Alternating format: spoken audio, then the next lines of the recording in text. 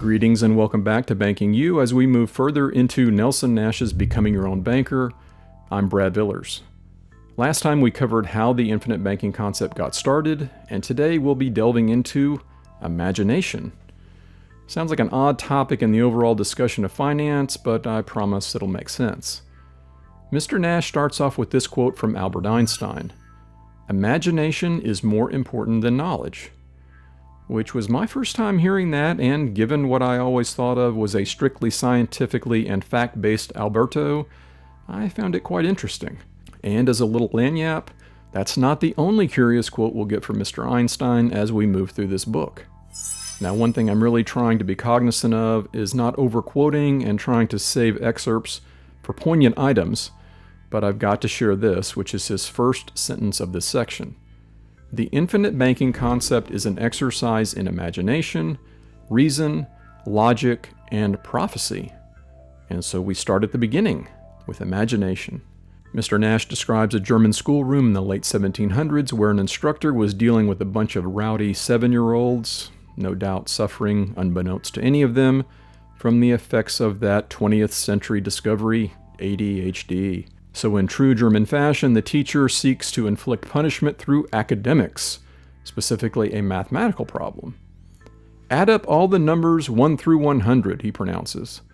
So the lads get to work, save one boy who's put his attention on staring out the window. And after a while, he picks up his eye parchment, writes a number down, and gives it to the teacher. Now it turned out to be the only correct answer, so the teacher asks how he came to it.